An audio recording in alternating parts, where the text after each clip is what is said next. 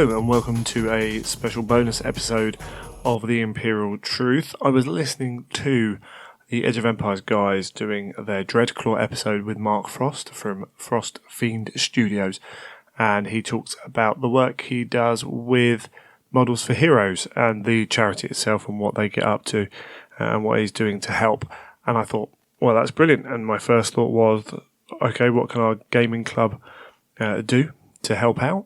And then realised that actually, I thought that we would be able to help out just with what we have lying around.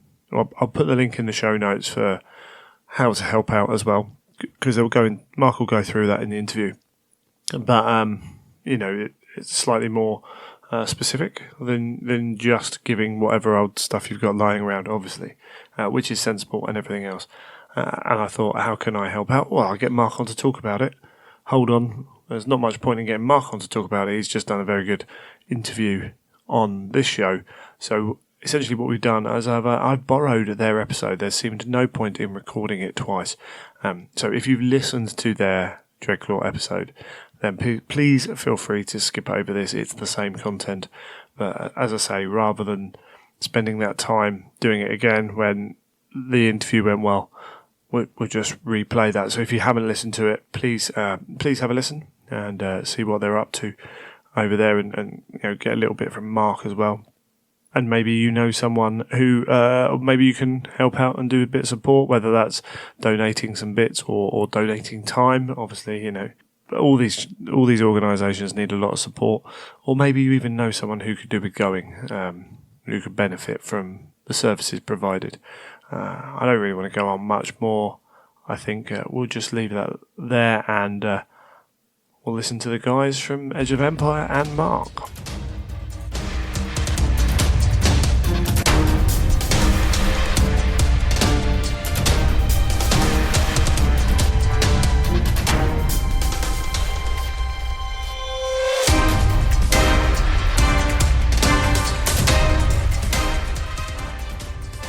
We are joined by Mark Frost from Frost Fiend Studios.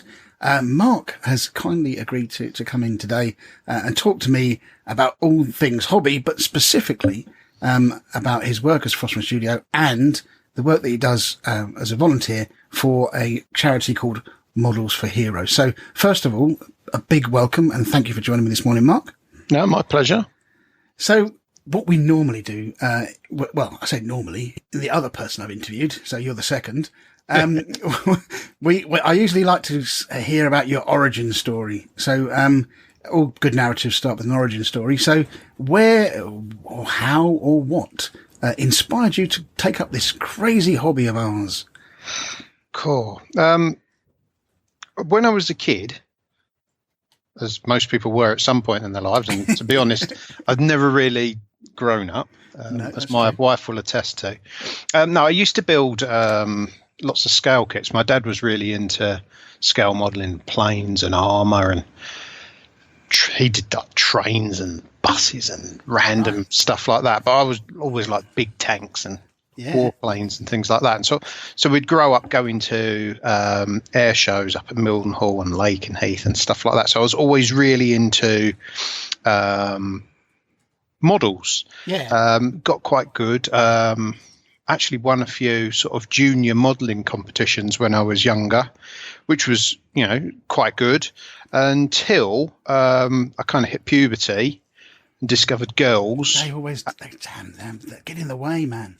Yeah, and then they discovered that I liked planes and trains and automobiles.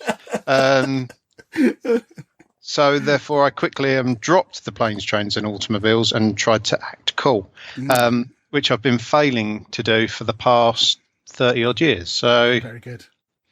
Good. So yes, started with. Oh, sorry. I was going to say. So have you always been? Are you from the sort of southeast of? No, not just east of England, because Mildenhall and Lakenheath. We used to travel up and down to Norfolk because we lived in Norfolk for a bit. And I loved going down the road that took us past Lakenheath because they had the planes there. And sometimes they'd be on the kind of the apron, getting ready to taxi off, or just looking at the planes outside the actual RAF bases themselves. They had like the Harrier and stuff. I don't know what they got there now, but that was always pretty cool, I thought. So was that your kind of area? Did that sort of growing up in that area and seeing all of that, or did you have to travel a long way for those?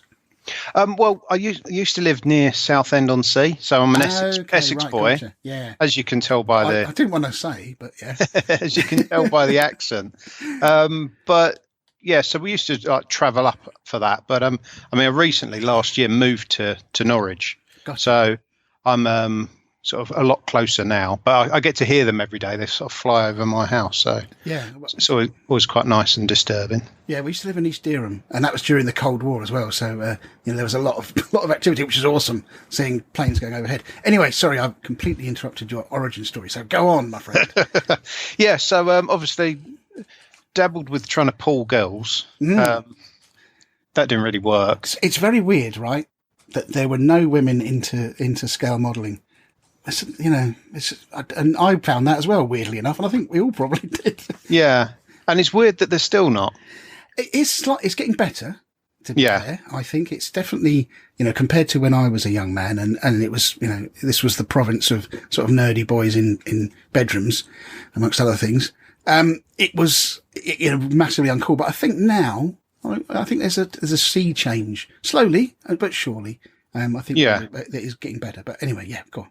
Yeah, so and then I didn't really do anything for ages, and I sort of went in the army, and then came out the army with mangled legs, and then went off up to work in London and that, and I hadn't done anything for ages, and I suppose it was about nearly 10 years ago. I was bought a model kit for Christmas, and I thought actually, I'd really like to have a go at building that, and I had it, and I had about 5 different paints for it.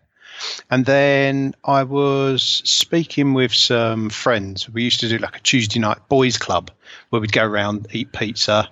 I'd watch them get drunk as I had to drive home. And then and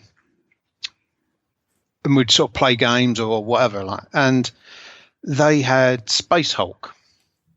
And this was about 5-6 years ago, when they sort of did a re-release of it. And I thought, actually, I really, really like this, because I'd always kind of liked the idea of Warhammer. But if you don't know about it, you walk in the shop and you kind of go, well, what do I do? Yeah. I'm going to run away. I might get seen. So I didn't really, and sort of I played it, and I thought, I really like this game. It's really good. So I thought I'll get a copy, and there wasn't any available, and I managed to get one on eBay for a good price, and so I've got the game, and I thought I'm gonna paint these up, and I was going through a lot of stress at the time with work and life and everything, and actually found just sitting there painting the models kind of really relaxing and chilled me out and put me in a different space where I could just sort of level off from what I was going through at work. And I really, really liked it. And then I sort of had, because you get the Blood Angels and the Tyranids, and thought, what else is there out there? Oh, Chaos. So I got some Chaos bits and painted them up. I got the Codex. This was literally right on the death throes of 6th edition. Yep. So I bought the Codex and everything, and the rule book, and then they changed to 7th, so I had to go and get all new stuff. So I never played 6th, and I didn't play Chaos, but then I started getting into Space Wolves. So I was playing Space Wolves for a while, and discovered Forge World. And I was like, oh, look at all those nice shiny bits. And I started sort of painting those bits up, and then someone asked me to paint, because I was an okay painter. I still don't profess to be a great painter. I'm a good painter. A friend asked me to paint a game for them. It was the one where the scouts in the jungle. Oh yeah, I know the one. Oh, what was that called now? I would say it's something like Death Team Watch something. Death Team Watch Jungle Sniper. Yes, sniper thing. Yes. Yeah. so I painted that up, and he was, oh, brilliant. And he paid me money. And I was like, oh, I just earned some money. Nice. That didn't involve stress. Yes. And then I started, so I had too much Forge World. Yes. which now I've learned you can never have too much foil felt. Yes, it's a. So I sold a few bits off on eBay and actually got some really decent money, sort of double the Sakaran value. Wow, impressive. So I was like, yes, 2 times the Sakaran value for a you Sakaran. go. You're going somewhere if you're doubling up on that. Yeah, so I did that and then kept doing that. And then one day someone bought one off me and said, can you paint all this for me in the same scheme? I was like, okay, yeah. There's loads of tanks and so there's a fell blade, a fell blade, some Spartans and a load of Sakarans. I was like, fantastic. Right, sent it off and, got a good little bit on that. And I thought, actually, I really need to kind of do this properly. So I decided I needed a company name, obviously being Mark Frost and Frost Fiend, Maul of Fiends, Frost Fiend. And then for everybody calls themselves a studio. Yes. Oh, we're a painting studio. No, you're on your own in your shed. Yeah, but I'm a painting studio. I was thinking, Frost Fiend Studios, FFS. Oh, I like that. Yeah. So I went with the FFS logo. So I ended up with Frost Fiend Studios. And that was me kind of started. So I was doing it sort of part-time in addition to my regular day job. And it just kind of went on from there and built up from there. And then I discovered 30K because I was originally entered into the London GT. Oh, yeah. Not the one at the Olympic Stadium. Yeah, not that one. The previous one. Right. And I was entered into that, and everyone was saying, "Oh, you shouldn't really do a 40K tournament. It's a bit scary." And I thought, "Oh, I'll tell you what. I could quite easily paint 2,500 points of Night Lords in a month." As you do. As you do, and then realised that it was a lot harder than I thought it was going to be. All the lightning and everything, and all the bits dangling off of everybody. It isn't just like a normal Marine. No. Yeah, but I did that. Went there, had 5 really scary games. Right. I think I've won 2. Hey, good going. Which wasn't too bad. And I think I got tabled by Brendan from Sons of Horus. Sons of Heresy. Yeah, I got tabled with him in my last game, and it was like the 5th day of and it was like my 6th game in ever of Heresy. Winning 2 though, mate. Yeah, I got lucky. I got tabled by him, and I thought I really need to change this. What I'm doing, and then completely change my army, and that sort of 30K just escalated for me from there. Has a habit of doing that. Yeah, but I mean, that's it. And then really, that's how I got into the hobby and what I'm doing now. So it's a great journey. It's a great origin story, my friend. Very good. And also, you sort of touched on it there, I suppose, which is this whole sort of concept of modelling and doing this hobby as a sort of stress reliever, or at least, something to take your mind off the sort of, just for a little while, of some of the things that are going on in your lives. And particularly stress. And I must admit, in my own small way, that's exactly what I do.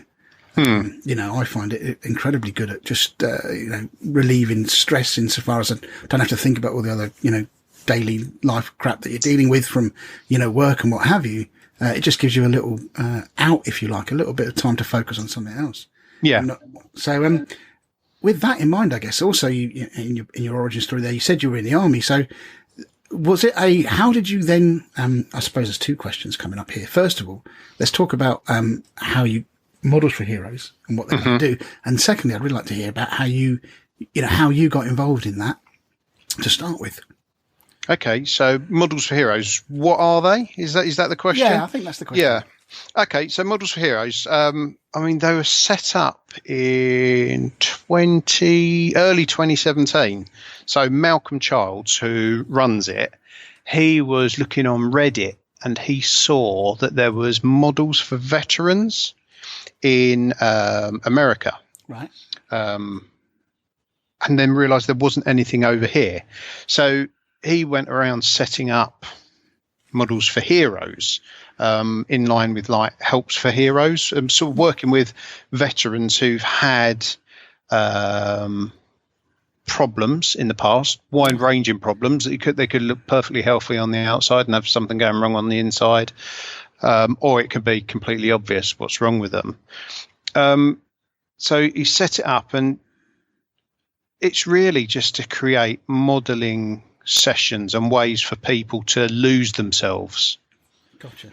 And not worry about the bigger problems. Yeah. So that he set that up, and it started off quite small. It started off at, like, I think Tebworth House in Tebworth, which is a big recovery centre for Models for Heroes, or Help for Heroes. Help for Heroes, right. Yeah, so it started off with that, and then it got wider and bigger, and now it's all over the country. It's pretty much everywhere. All the major cities, if they don't have one, we want to get them set up. But there's over 100 volunteers now. Wow. Working with the charity, providing modelling sessions and support. So it has really come on, hasn't it? I mean, in a big way. I mean, it's one of those things. I mean, for those of you listening, I really recommend you go to their Facebook page actually for a look, because what is amazing, I think, is to hear the testimonials of some of these veterans and what these sessions, these modelling sessions, that kind of group-based activity gives people. Because it's tough. These service people have been through an awful lot.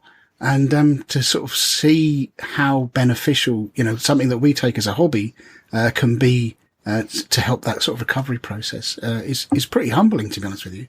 So how did you then sort of come about it, getting involved in this? Cool. How did I get involved? So you've met Matt and Sam from the Adeptus Terra podcast. Yes. Yes, so they were friends of mine, and I work with them occasionally on their podcast, sort of chip in and give some really bad painting advice. But Sam interviewed Malcolm. He stumbled across him and then thought it was really interesting. Yeah. And he said, "Oh, I've got this really, really good thing. You're going to really like this." I was like, "Oh, what is it?" I listened to the interview, and it was Malcolm. And I thought, that sounds like something that I could be involved with, not only from my perspective of being an injured veteran myself, sure, and going through certain mental health problems, but something because of what I do, how I could help people. And they had, I knew they did a session up at Colchester at Chivas House up there, right near the Paras base. Yeah. So I thought, I wonder if I'd be able to help there. And I went to the Southern Expo, which is a big modelling show near Upminster. Right. So I went there and I walked along, and there's Models for Heroes. I listened to that, and I walked up, and there's this giant guy. He's absolutely huge. And I went up to him. I was looking to speak to Malcolm. Do you know where he is? I'm Malcolm. I went, "Oh, yeah, I'm Mark Frost. I emailed you." He said, "Oh, brilliant." And then that was it. From there on, I went along. I volunteered at Colchester. Gotcha. And it's been sort of 2 years now I've been helping out. So I don't run a specific session at Colchester myself. I've helped out there. Yeah. But I do a bit of awareness raising, mainly within this hobby. Yeah. And I run online sort of hobby hangout sessions. Yes. While we're trying to get Norwich up and running. Gotcha. I run a bi-monthly, just a hobby hangout, which again I nicked from the Adeptus Terra podcast. Yeah. I stole it off of them, and so I just provide an online session that's just a safe place for people to just come and chat and model, and if they want to talk about something, they can. If they don't want to, they don't want to. If they want to go on with the camera and show what they're doing, they can. If they don't, they don't. And it's just a nice place just to be. Gotcha. So, like I said, that's an incredible story there. I mean, like I said, the feedback and testimonials from the personnel is amazing. How does, in your experience, and I know, like I say, doing the hobby hangouts and stuff, I mean, how does it, help people, I guess? What's the, what's the sort of outcome of some of these things? Like I say, the testimonials are very good, but have you sort of witnessed this for yourself without sort of going into the details of names or anything? Do you find that it's that veterans sort of open up to talk about their experiences there, or is it still, or do you find that it's just is there for a just a break from worrying about and thinking about these things? It really depends. It really depends on the individual and the group and the people in the group. I mean, as with anything, say if we go to an event and we go to your event and we're sitting in the food area, and you've got lively, crazy people, and you've got a bit more quieter and introverted people, and it's just the same there. And someone who can be really, really loud and a lot of fun, but they'll never talk about what's happened to them. Yes. Or you've got someone who's really, really quiet and they're happy to speak about it's strange. There is an atmosphere of mutual respect because everybody knows what's happened and that people have got their own problems. Gotcha. But you've also got, ex-military, ex-blue light banter. Yes, I'm with you. Yeah, so you need to do it in a place with a closed door generally, because it's a bit of effing and a bit of jeffing. I guess that is that sort of, you've got that camaraderie, haven't you? Which is one of the things that, I mean, I'm not a ex-service person or served in any way in those regards, but you hear about this kind of camaraderie, that kind of almost like that Band of Brothers thing, where people together in a unit. You have a close bond, and when people leave the services, sometimes that's something that's missed. So, does this give them a good sort of to sort of get back into that, like you say, that kind of barrack room sort of banter and stuff? Yeah, it does, and it bring it in, and you've got people there who some are in their 70s and they've served in different places. Some people are in their 20s and they're leaving the forces. Gotcha. So, but you've got that link, yes, where there's that common ground, and then you've got people who can just work together, have a bit of fun. And I mean, I know there's a session, I think it's in Northern Ireland, where they just eat biscuits and drink tea. So they all turn up. With the biscuits and the tea and the models and the modelling stuff. Right. And no one builds anything, and they just sit there and chat for a day. Great. That's and good, then, isn't it? And the models don't even come out. It's just tea and biscuits. Right. And there's other sessions where it is quite serious. And you've got people, as in our hobby, they're very particular. Everything has to be just so. Sure. And they'll sit there and they'll work away. And then you've got someone going, I'm just building a Spitfire. And I turn up and I've got some donated models. And what's that? That's an Orc. What's an Orc? It's green. Oh, brilliant! I'll paint that green. Gotcha. So, yeah, it's wow. It is amazing. It sounds like amazing. Just grumpy people with their own problems sitting around building models. But it's possibly the most rewarding thing I've ever had the opportunity. No, that's not the right word, and it needs a bit more grandeur when I talk about it. The pleasure to be part of. Gotcha. It's amazing. It is amazing.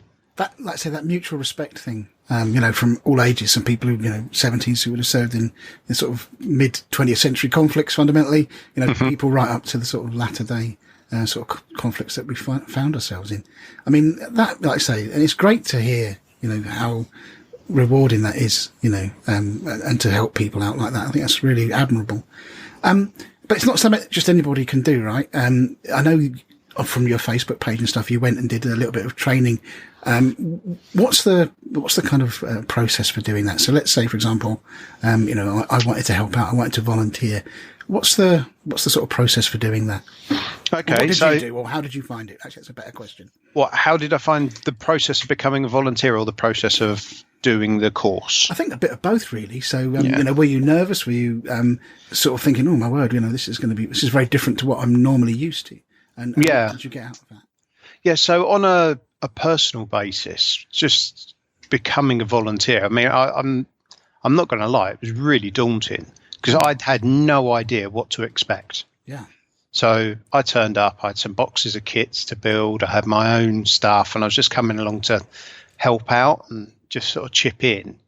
And I was sitting in the car before I went in. Oh my God, what am I gonna come across? Is it gonna be like screaming, raving maniacs? Yeah. I did not know. And I went in, and there was about 12 normal people. And that's what they seemed, but just normal people with a bit of banter. Some of them didn't have all their limbs. Some of them had their own sort of tics and problems going on. You could tell that. Sure. But at the end of the day, they were just normal people with a problem, and it was just really rewarding. I think that's the word I was looking for earlier. It was just so rewarding to actually go in and just sort of help out, and you're sitting there and you're showing someone how to glue the undercarriage on a Hurricane, right? Because they've never done it before, but their grandfather flew one in World War II, and they want to build a Hurricane. I can help you with that. Well, how do I paint it? Do I just no? You need to prime it. You need to do this. Bring the airbrush over, and you're taking them through the steps, and just sort of helping out here and there, and just sort of letting them go with it and flow with it.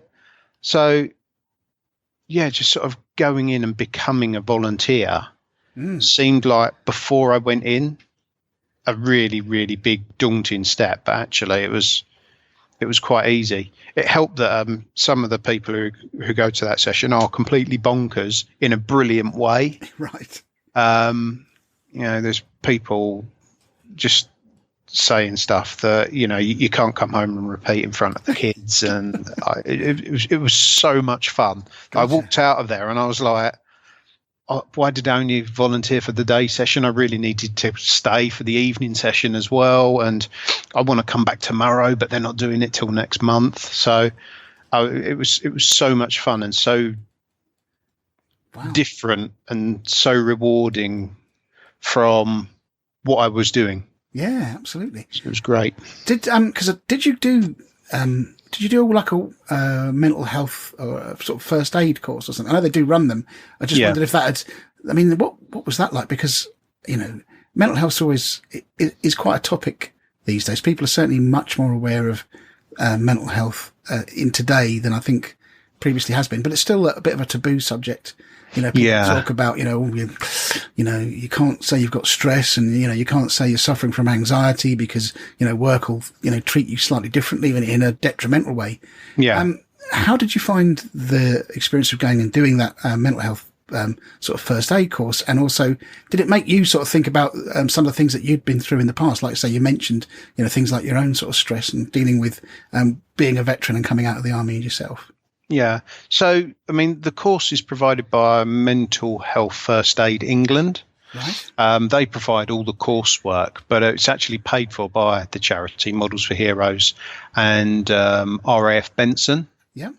Down in Oxfordshire. Gotcha. So they're looking to set one up in the north as well. I think they're talking about Catterick. Catterick, yeah. Yeah, which up your way. Yeah. So I went down there for that course, and I thought, people say it's hard. It's really hard, and that because you're talking about everything. Yeah. So you're talking about people self-harming. You're talking about people who want to commit suicide. You're talking about people who have eating disorders, completely across the spectrum. And you talk about it in depth.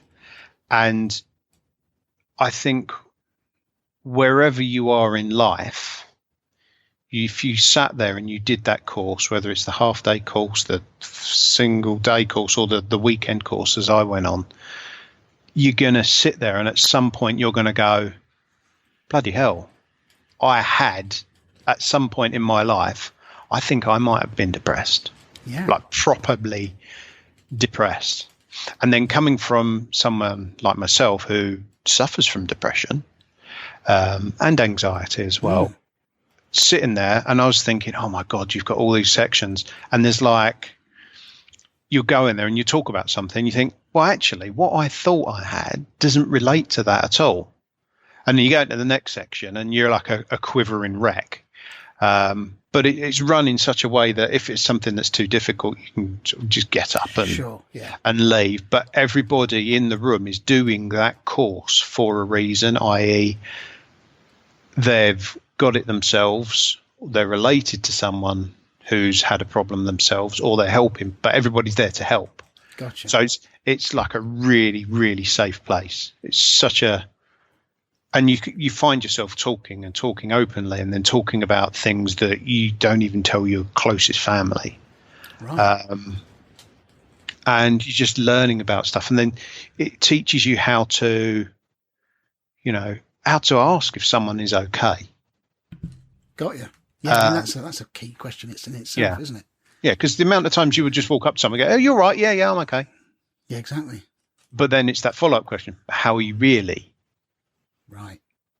How are you really? And then it teaches you where to point people, what you need to do, how you need to send people in the right directions, and what you can do depending on a situation someone's had. But yeah, it just teaches you to understand mental health. Yeah, absolutely. I think the one thing that struck me most about how to describe someone with a mental health or depression is a big black dog. Right. They show the big black dog video, which I recommend anybody listening to this, just have a look, and then you'll understand what anybody who's in a slump or worse is going through, and how it just describes it so well, and it just sums up everything that sort of mental health, first aid, and what models of heroes are doing. Sure. So. Well, we'll see if we can find that. We'll put it on the show notes, because, like I say, that sounds like a thing that people should be interested in and sort of following and having a look at. So it does sound like it. I mean, it's, obviously we're talking about people with, potentially sort of debilitating sort of mental conditions and stuff like that. So, and like I say, getting that training must have helped a lot, I guess, in terms of being able to just, like I say, ask the right questions, really, and try to be there for people if they need it. Do you find, I suppose it's like anybody really, it would be hard to generalise, because some people, like you say, are open and they want to talk about it, and some people are quite closed and they don't want to talk about it. And I know in my own experience, so obviously I'm from a generation where my grandparents fought in World War II. Mm-hmm. And it was quite interesting, the contrast between my mother's father and my dad's father. So both veterans, both served, both, when you look back at their military kind of engagements, it's like, my God, it must have been absolutely terrifying. One of them, my mother's father, was a really gregarious man. And he would always talk about the war. He was a bit like Uncle Albert. He was actually a stoker, weirdly enough, on destroyers. And he would talk about it quite a lot, about his friends, but he wouldn't often talk about the fact that all of the friends that he lost, all the times that the ships he was on, got torpedoed, or he was under, almost in life-threatening situations. He never really talked about those things. But my other grandfather was on D-Day, and he got wounded quite severely, and he would never talk about it. Never, ever. Just never talked about it. I don't think he even talked about it with my dad. And the only time that I ever remember talking about it with him was his brother came over from Canada. They emigrated after the war, and they both served. And we went to the 40th anniversary of D-Day. My dad took them, myself, to Normandy. And the thing that struck me the most, hearing about these sort of stories, is my grandfather being on one of the beaches, I can't remember which one, and saying, you can almost see the ghosts coming out of the water. And that was, that was, for me as a fairly young man, was incredible to hear that. And also the effect of war, I suppose. Because it's obviously, when you're young, there's quite a lot of sort of glorification, isn't there, around war? I mean, we play war and we play soldiers. And like I said, one of the weird things that I find is I would always be very uncomfortable talking to a veteran about my hobby. And the reason is actually even weirder, going more personal, I suppose, is my grandfather would talk about the war. I once got a model of a destroyer, and he got really quite angry when I was kind of playing with it, because obviously it reminded him of the time that he spent in those kinds of ships. So do you get that kind of thing in your experience with people? Is it, I mean, I feel weird about saying to a veteran, for example, do you know what I do for a fun? I pretend to play war.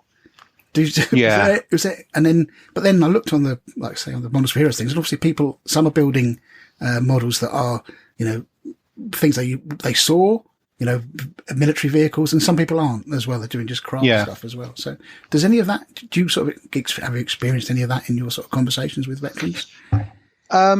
Yes and no. So, I mean, from one point, you could have someone, they are building a vehicle that they served in or that they had something happen to them with. Gotcha.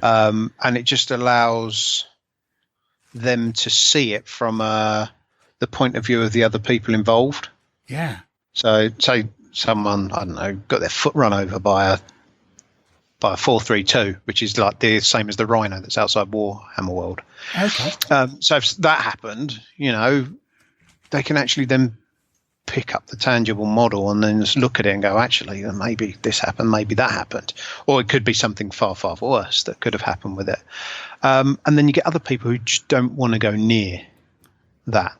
Yeah. But then when you talk about, I do Warhammer, you play war games. Yeah.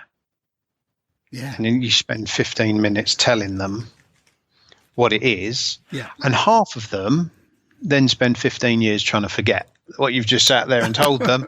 And half of them go, actually, that's quite cool.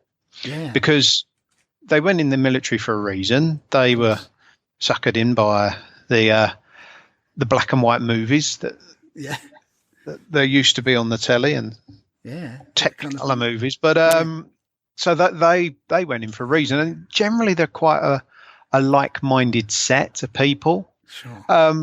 I mean, if you tell them you do airsoft, then that's completely different. I agree.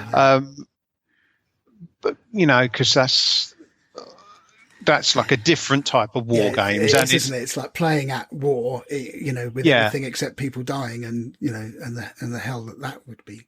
Yeah, but if you tell them, actually, well, you're building a model of an aeroplane, and you're going to build that, and you can put that on your shelf, and it's going to be really rewarding.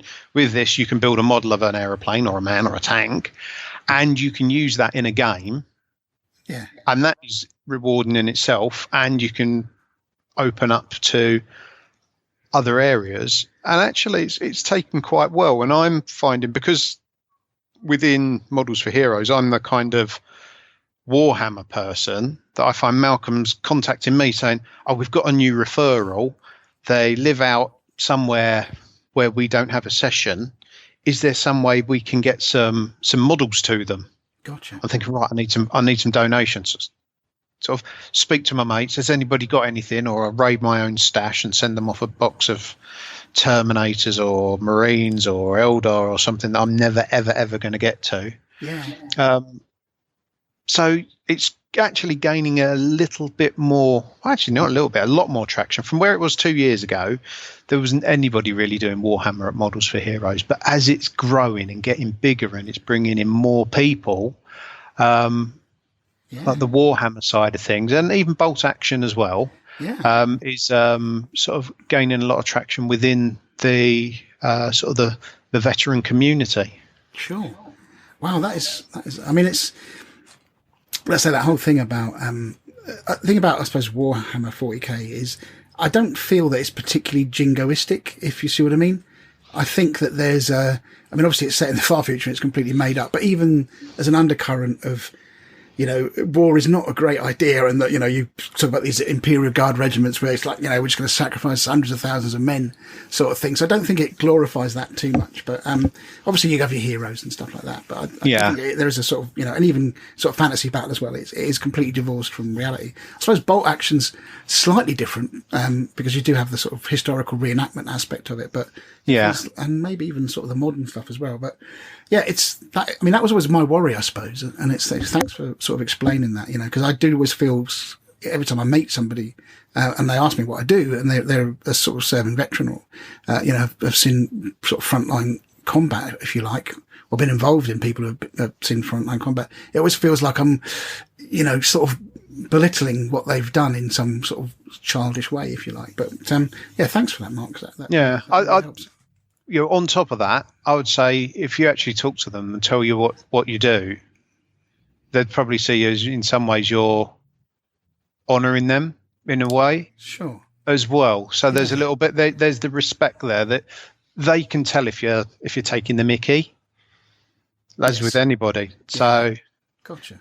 And if you asked them if they wanted to come along and enjoy a game, they'd probably more than likely say yes. Gotcha. All right, cool. So how can we help, mate? I suppose is the next question. What's the best thing to do? So you mentioned there that it's quite often you're looking for kits and things. So can we help you with that? I mean, what would you suggest if you wanted to help out? If anybody wanted to A, help out by donating, and B, if they were interested in potentially becoming a volunteer? Right, if they wanted to become a volunteer, the best thing to do is to actually speak to Malcolm. His details are available on the Facebook page and also on the website as well. Yep. Which I'm sure you'll be able to put up in the show notes. Totally will, yeah. Yep. Give you all the details for that. And if they wanted to help by donations, there's an Amazon wish list.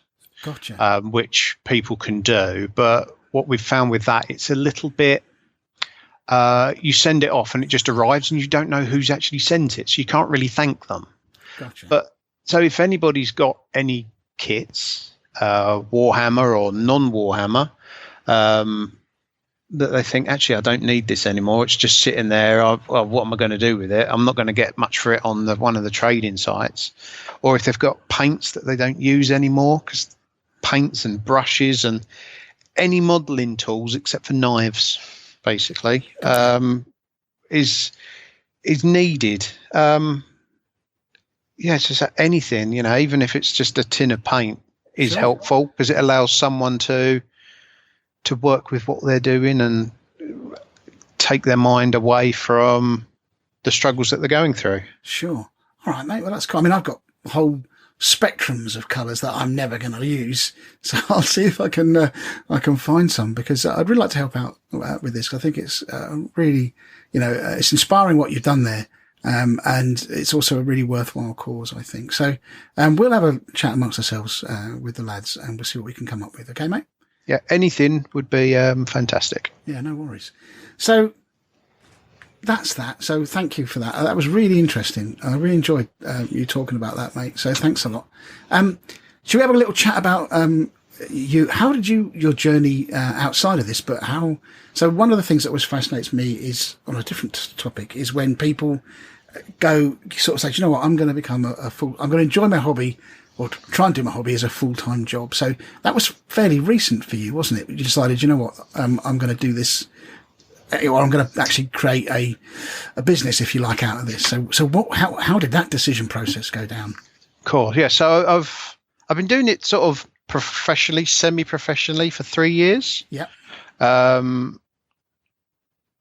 But I was always constantly, my job in London that I had when I was living down in Southend, I was constantly at risk of redundancy. Okay. So every year they go, you're at risk. Oh. And I go, oh, look, I found a secondment. And I just find a secondment for a year. So I managed to just sort of keep going, probably a lot longer than most would have been able to.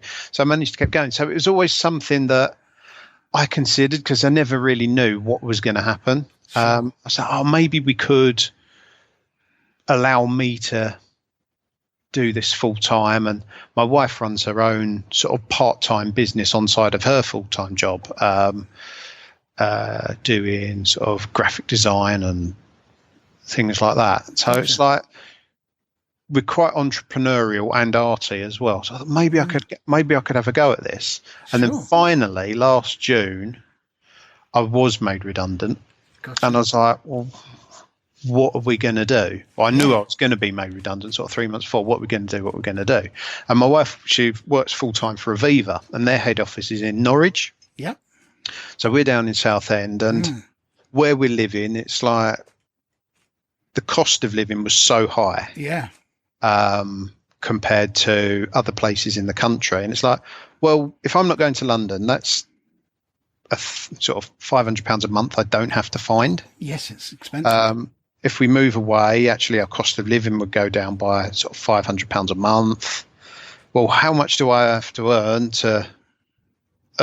that 12 grand a year? Well, that's probably about 16 grand I've got to earn. Yeah. Well, if I go down and you go full time and we moved, I would only need to earn X amount for us to break even. Right. Well, that sounds like a good idea. And all my family live up there anyway. And I'm like, well, why don't we do it? So like literally on a whim. Wow. Let's move. And so we came up, we had a couple of weekends looking at houses, found one we liked. And then literally on the 29th of June last year, I got made redundant and I got home and the movers were packing us up. And then the next day we moved and we came up here to Norwich, got me a little office set up and then, full time from the Monday. That is epic. What a great story. Yeah. It's one of those things, isn't it? It's, because it's a big gamble, isn't it? I guess. But yeah. I say doing the maths and saying actually, because obviously traveling to London every day is dead expensive from where you were, and the cost of living in the southeast is crazy. And I really like Norwich and Norfolk, to be fair. So but like I say, it's, I guess in terms of your it's certainly very aspirational. I'm guessing that. So how do you? One of the other things that's always intrigued me, and I asked Miles this, was, do you approach it like a job? Do you are you one of these people who has a sort of set, right, this is my working hours and I'm going to work? Or are you more sort of ad hoc, right, I'm going to get cracking with that, and then, you work, do whatever you want to do to get these things done? So I'm a bit more do what I need to do to get it done. Sure. So, because Miles was actually, funnily enough, because you interviewed Miles, couple of episodes ago, and the month before he was up here and he actually stayed at mine to do the painting course we did up this way. Okay, So sort of speaking to him over the weekend and sort of seeing where we differ and the things we do. So I mean, he does these 35 hours a week, whereas I'm like, oh my god, I've got to get this done. Yes. But I've also got to get the kids to school. Yep. And having a boy who's thankfully going full time at school in September, I've sort of only have sort of 3 or 4 hours during the day to be able to work. So I ended up working a lot of evenings. Got you. And now it's the summer holidays and it's just completely crazy. So I'm working all the evenings. Yep. But so I probably do the same amount, 35, 40 hours. Sure. But it's less than what I was doing as working for a pension company in London, because I'm not commuting for 20 hours a week. Exactly. And that's not a great journey, is it? If I remember rightly, from London to Southend and vice versa. Yeah. It's a bit ropey, to say the least, especially with regards to the quality of the fixings in the trains and actually whether the trains are actually running. So it's different. It's different hours. I probably do 35, 40 hours a week. Got you. So it's just random hours, just like, I've got 20 minutes before dinner. I'm going to go upstairs and wax and paint on that. Gotcha. And just sort of get stuff done. And then if the kids are home, I just tend to build.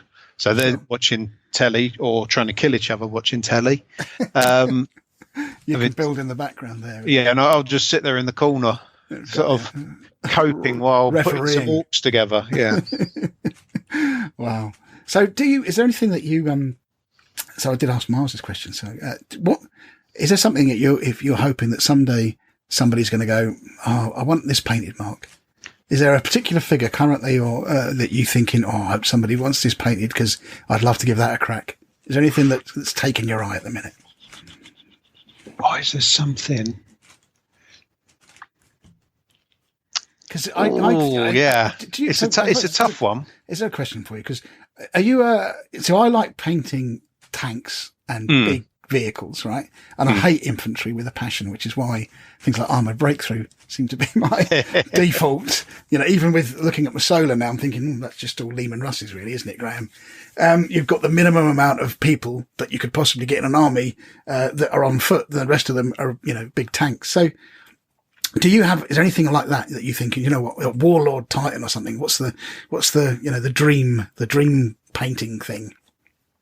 Yeah, I mean, I've done my own Warhound, as you know. Yes, it's excellent. I've done that. So I think really for me, it's probably the Primarchs. Yes.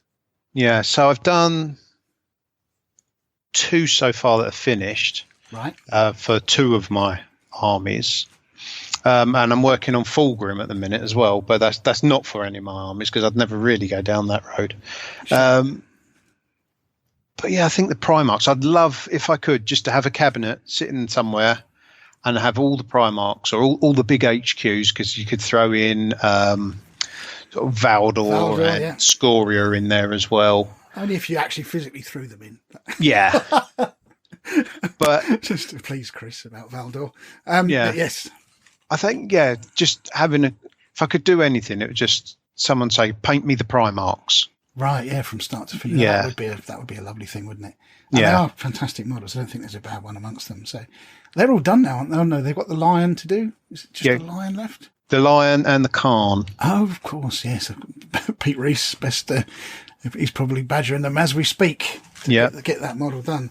So there you go. So, and also, do you have this, when you're painting your own army or playing your own army, do you have this sort of, I've been working all week painting figures. The last thing I want to do is now paint my own figures, or is it just, a seamless process for you?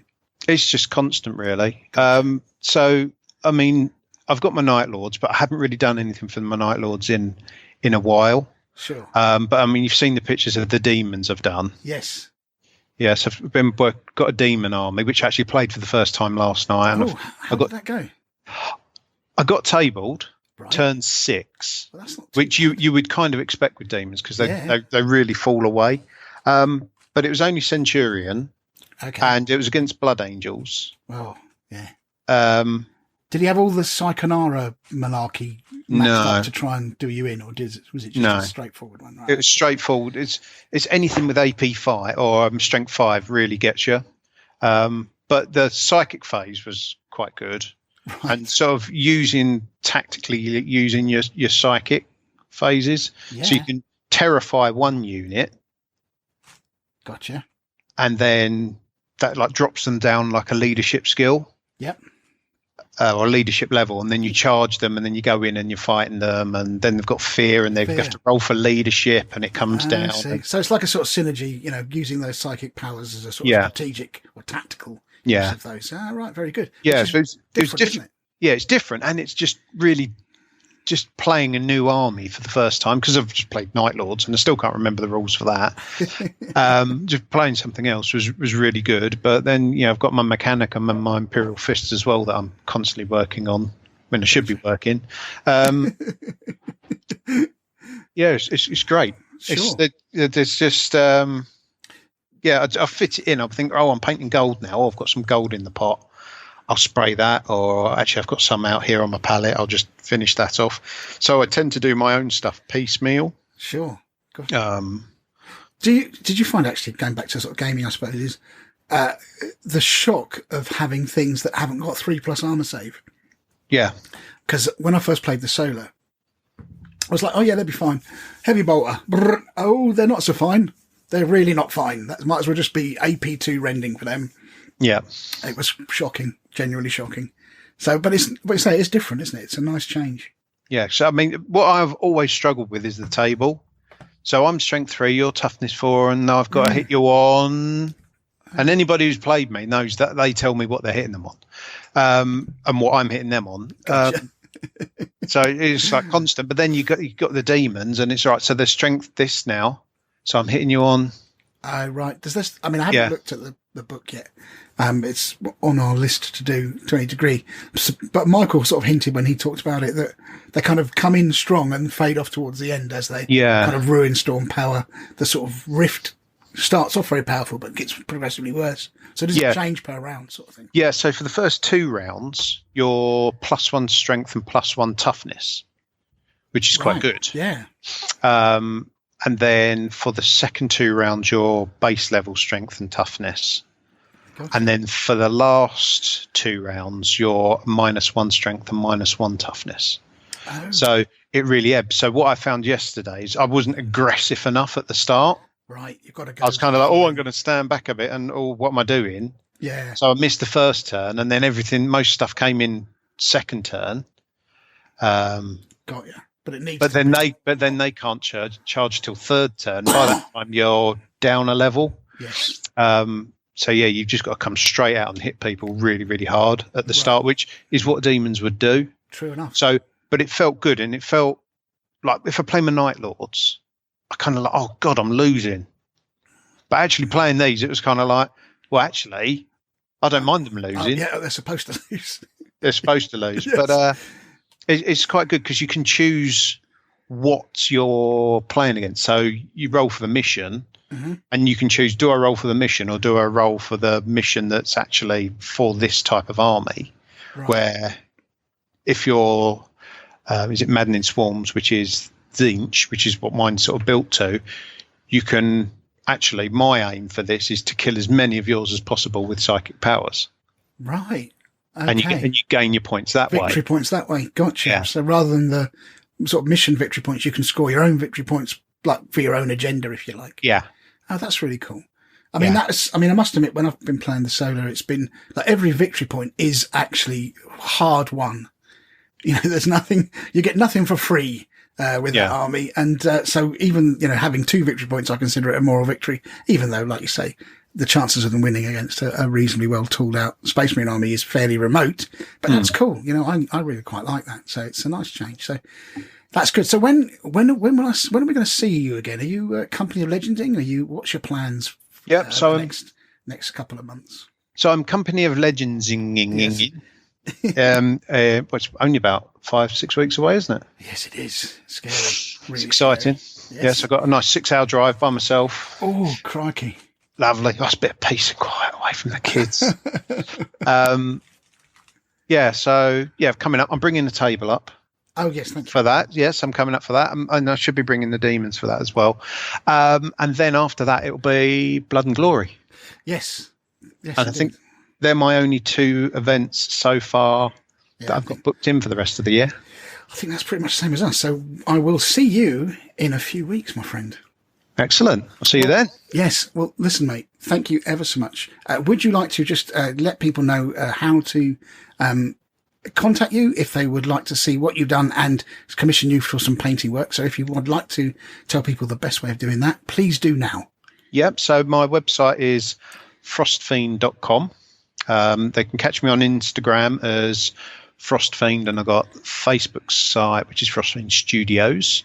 But don't worry about me. I can do that myself. I would much rather people just take a minute just to have a look at the Black Dog video that you're going to post up, and also have a look at Models for Heroes. And if there's anything anyone could do, I'd much rather they sort of spent a couple of minutes looking at that rather than looking at me. All right, mate. Thank you ever so much for your time. I do appreciate it. And like I say, it's an inspiring stuff that you're doing, mate. So keep doing that. And appreciate your time, mate. Thanks ever so much. Brilliant. Nice to speak to you, Graham. All right. Cheers, fella. See you. Bye. Bye.